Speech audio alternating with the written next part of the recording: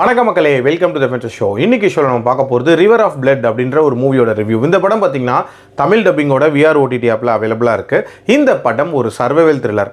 அதாவது கொடூரமான கேனிபல்ஸ் இருக்கக்கூடிய ஒரு காடு, அந்த காட்டுக்குள்ளே மாட்டிக்கிற 4 நபர்கள் அப்படின்ற மாதிரியான தீமில் போகக்கூடிய ஒரு கதை. ஆக்சுவலாக அந்த படத்தோட ஸ்டார்டிங்லேயே ஏஜே அண்ட் ரிச்சி அப்படின்ற 2 நண்பர்களை காட்டுறாங்க. இதில் ரிச்சியை பொறுத்த வரைக்கும் பயங்கர பிஸ்னஸில் பெரிய ஆளாக இருக்காரு அப்படின்னு சொல்லலாம்.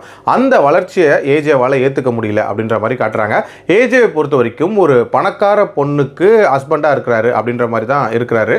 ஸோ இவங்க 2 பேரும் அவங்களோட கப்பலோட சேர்ந்து கயாக்கிங் போகலாம் அப்படின்ற மாதிரி பிளான் பண்ணுறாங்க. அந்த கயாக்கிங்க்கு இவங்களுக்கு ஒரு ரிவர் கைட் மாதிரி ஒரு நபரும் கூட வரார். ஸோ இந்த 5 நபர்களும் சேர்ந்து ஒரு ஆற்றுல வந்து கயாக்கிங் பண்ணிட்டு இருக்காங்க.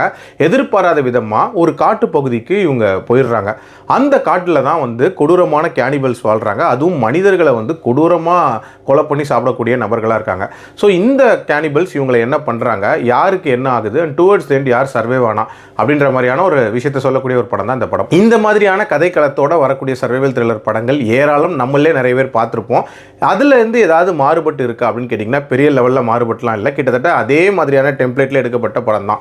பட் என்னன்னா அந்த கேனிபல்ஸை பற்றிய டீட்டெயிலிங், அதாவது அவங்க ஏன் மனிதர்களையே சாப்பிட ஆரம்பித்தாங்க அப்படின்றதுக்கு ஒரு சின்ன கதை சொல்லியிருப்பாங்க. அது ஓரளவுக்கு ஓகேவாக இருந்துச்சு. அதே மாதிரி அந்த கயாக்கிங் போகக்கூடிய அந்த ரிவர், அந்த லொக்கேஷன், அந்த பேசிக் செட்டப், அது எல்லாமே நீட்டாக இருந்துச்சு அப்படின்னே சொல்லலாம். அதே மாதிரி அந்த கேனிபல்ஸ் பண்ணக்கூடிய அட்டாக், அதுவுமே வந்து ஒரு சில காட்சிகள் ஓரளவுக்கு நீட்டாகவே எடுத்திருந்தாங்க. உதாரணத்துக்கு ஒரு நபரை கட்டி தூக்கிட்டு போவாங்க, அந்த காட்சியெலாம் நல்லாவே இருந்துச்சு.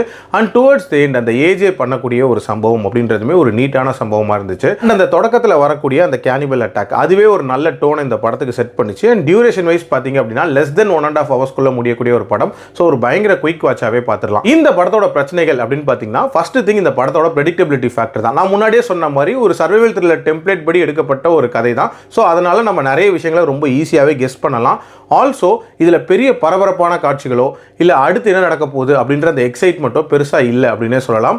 ரொம்ப நார்மலாக நகர்ற மாதிரி தான் கொண்டு போயிருந்தாங்க. ஸோ அந்த விஷயங்கள்லாம் இன்னும் கொஞ்சம் பெட்டராக பண்ணியிருக்கலாம். அண்ட் இன்னுமே நிறைய பேக் ஸ்டோரிஸ் அண்ட் டீடைலிங்ஸ் வச்சிருக்கலாம் அப்படின்றது என்னோட ஒப்பீனியன். பட் ஓவரால் ஒரு டைம் பாஸுக்கு பார்க்குற மாதிரி சர்வைவல் த்ரில்லர், மற்றபடி ஆகா ஓகோன்லாம் இல்லை. என்னோட ரேட்டிங் இந்த படத்துக்கு 2.7 out of 5.